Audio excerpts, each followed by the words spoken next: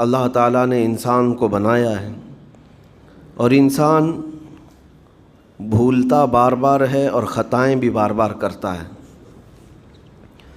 خطا کرنے والا اور بھول جانے والا اللہ کی بارگاہ میں ایسا نہیں ہے کہ وہ ہمیشہ کے لیے ناکارہ ہے، بلکہ اللہ تعالیٰ نے اسے زندگی میں بار بار موقع دیے ہیں کہ تو اپنی خطاؤں سے اور اپنی بھول سے پھر سے دوبارہ اپنی اچھی زندگی میں آ جا، اور اسی کو ہم توبہ کہتے ہیں۔ توبہ کا جو آپشن رکھا گیا ہے انسانوں کے لیے، مسلمانوں کے لیے خاص طور پر، بہت ہمت والا ہے دروازہ ہے، بہت ہمت والا دروازہ ہے۔ اور اسی وجہ سے حدیث پاک میں یہ ہے کہ گناہ کرتا ہے بندہ، پھر توبہ کرتا ہے، پھر گناہ کرتا ہے، پھر توبہ کرتا ہے، یہ کرتا رہتا ہے۔ فرشتے اللہ کی بارگاہ میں عرض کرتے ہیں کہ مولا یہ تو بار بار وہی کرتا ہے، پھر توبہ کرتا ہے۔ اگر ہمارے ساتھ کوئی غلطی ایک بار دو بار کر دے، تیسری بار تو ہم اسے چھوڑیں گے بھی نہیں۔ انسانوں کی طبیعت تو یہی ہے، لیکن بندہ جب بار بار ایک خطا کرتا ہے اور پھر توبہ کرتا ہے، پھر خطا پھر توبہ، تو فرشتے جب اللہ کی بارگاہ میں یہ عرض کرتے ہیں کہ مولا یہ ہر بار یہی کرتا ہے، تو جانتے ہیں پروردگار عالم کیا فرماتا ہے؟ ارشاد فرماتا ہے، اے میرے فرشتوں، میرا بندہ مجھے رحمان سمجھتا ہے، اس لیے بار بار توبہ کرتا ہے،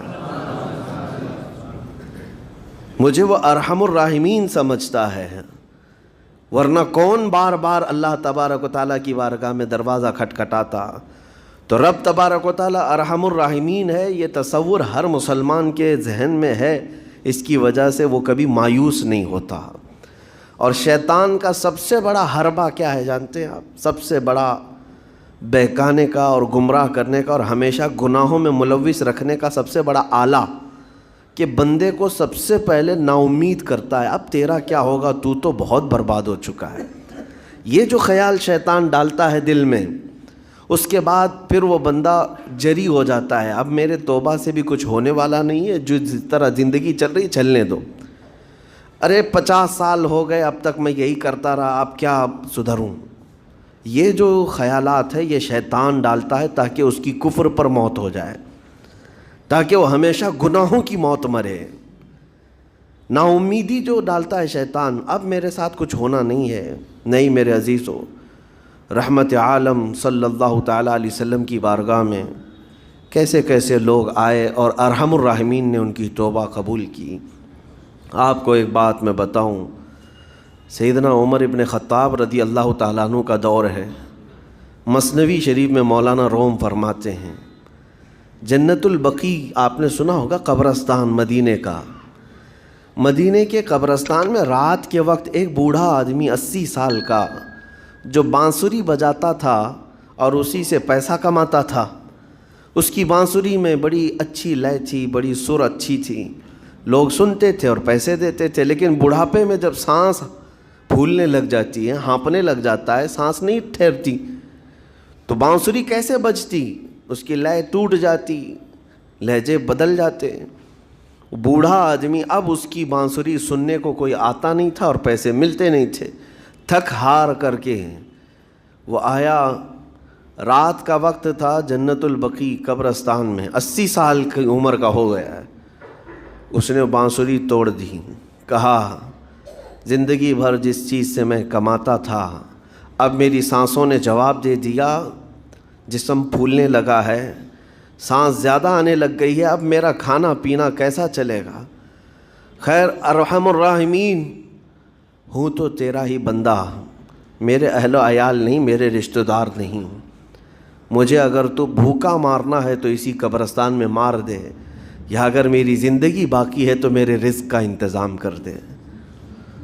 وہ رو رہا تھا 80 سال کی عمر میں۔ جب بندہ لاچار و مجبور ہوتا ہے تو پروردگار کو ہی یاد کرتا ہے۔ جانتے ہیں عمر ابن خطاب رضی اللہ تعالیٰ عنہ امیر المومنین مسجد نبوی میں تھے اور ان کی آنکھ لگی تھی، خواب میں رسول پاک صلی اللہ تعالیٰ علیہ وسلم تشریف لائے، کہا عمر اللہ کا حکم ہے جنت البقیع میں جاؤ، ایک بھوکا آدمی کھڑا ہے، اپنے گھر سے کھانا لے جاؤ اور اس کی ضرورت کا انتظام کرو۔ نیند کھلی تو آپ نے دیکھا اللہ کے حبیب صلی اللہ علیہ وسلم کی طرف سے حکم آیا اور رب ذوالجلال کا حکم ہے. گھر سے عمدہ کھانا لیا تو شادان لے کر کے کچھ مال و متاع بھی لے کر قبرستان میں گئے. ڈھونڈا کون ہے یہاں پر, تو دیکھا کہ ایک ہانپتا کانپتا ہوا 80 سال کا بوڑھا روتا ہوا نظر آیا.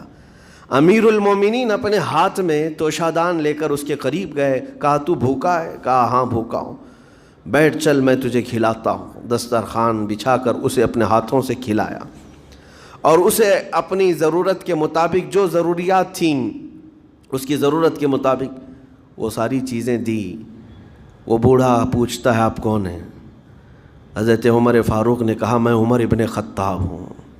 وہ ڈر گیا. حضرت عمر سے کون نہیں ڈرتا تھا کہ کہیں یہ کھلا پلا کر کے مجھے کوڑے نہ ماریں کہ زندگی بھر بانسری بجانے والا آج پکڑا گیا ہے, ہاں آج مجھے یہ سزا نہ دے دے. وہ کانپنے لگا.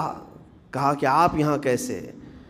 حضرت امیر المومنین کہتے ہیں میں خود نہیں آیا, مجھے اللہ کے رسول نے بھیجا اور رب تبارک و تعالیٰ کا حکم آیا تھا کہ تو بھوکا ہے اور تو نے رزق مانگا ہے اور مجھے تیرے رزق دے کر کے بھیجا گیا ہے.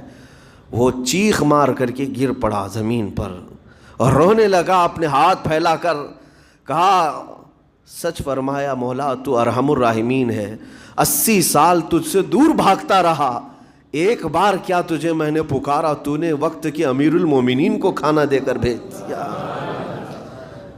اللہ رب العزت کی بارگاہ میں نا امیدی اور مایوسی جو شیطان لاتا ہے اس سے بندے بھٹک جاتے ہیں, بہک جاتے ہیں, انہیں توبہ کی توفیق بھی نہیں ملتی. اسی لیے میرا مولا فرماتا انا عند ظن عبدی بی. رب تعالیٰ فرماتا میرا بندہ میرے بارے میں جیسا گمان کرتا ہے میں اس کے ساتھ ویسا سلوک کرتا ہوں.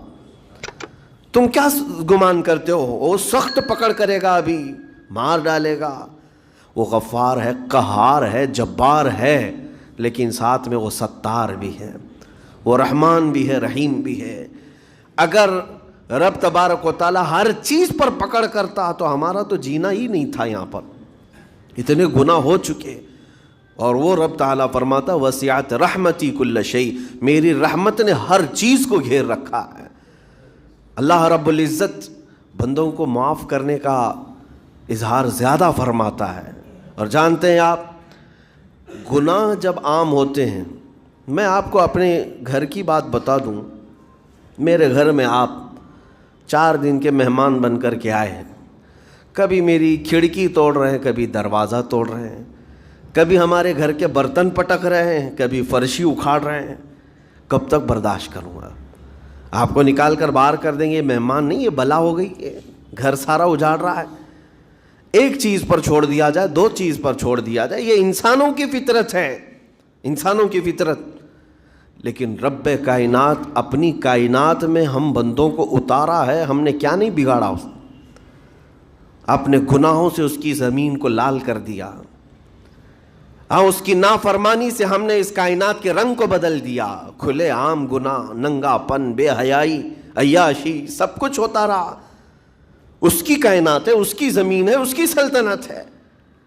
اور ان گناہوں کی وجہ سے جانتے ہیں آپ سمندر اللہ کی بارگاہ میں عرض کرتا ہے کہ مولا تو مجھے اجازت دے دے, میں ایسی طغیانی لاؤں گا کہ یہ سب ہلاک ہو جائیں گے.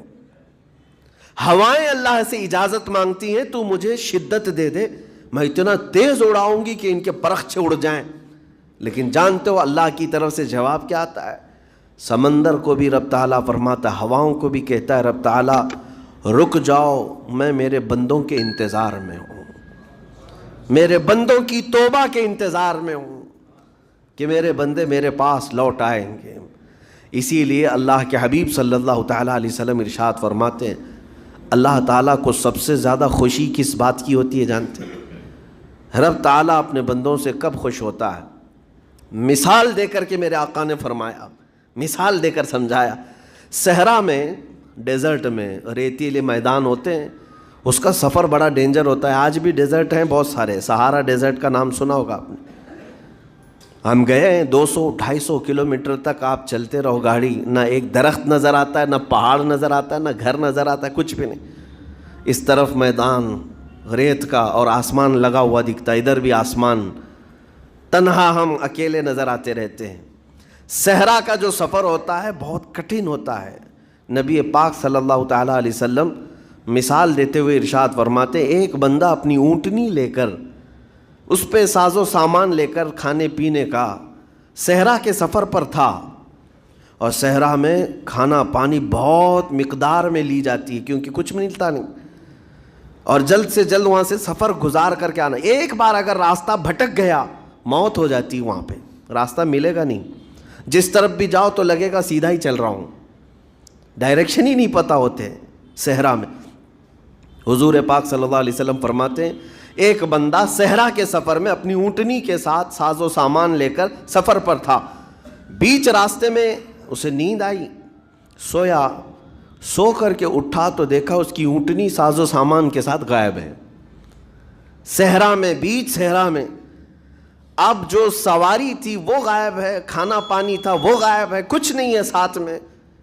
گھبرا گیا، پریشان ہوا، اپنی اونٹنی کو ڈھونڈتا ڈھونڈتا تھک گیا، کبھی ادھر کبھی ادھر، کبھی ادھر کبھی ادھر، ہر جگہ کہیں کوئی نشان نظر نہ آئے۔ اور جب سواری نہیں ہے تو اب کئی 100 کلومیٹر کا بغیر کھانے پینے کے کیسے سفر کرتا؟ تھک ہار کر کے دوسرا دن ہو کہ تیسرا دن ہو، ایک جگہ وہ بندہ سو گیا، پھر سے سو گیا، اب راستہ بھی نہیں ملتا، سویا تو نیند سے اٹھا جب تو دیکھا اس کی اونٹنی بھی موجود ہے، اس کا ساز و سامان بھی ہے۔ یہ مثال ہے، یہ مثال ہے۔ میرے آقا صلی اللہ علیہ وسلم صحابہ سے اب پوچھتے ہیں، اے میرے صحابہ بتاؤ اس بندے کو جو صحرا میں گمشدہ اونٹنی جس کی مل جائے اسے خوشی کتنی ہوگی؟ صحابہ کہتے ہیں یا رسول اللہ اس کی تو جان میں جان آ گئی ہوگی، کیونکہ وہ جانتے تھے صحرا کا سفر کیا ہوتا ہے۔ کہا سب سے زیادہ اسے خوشی ہوگی کہ اس کا کھویا ہوا سامان مل گیا، کھوئی ہوئی سواری مل گئی۔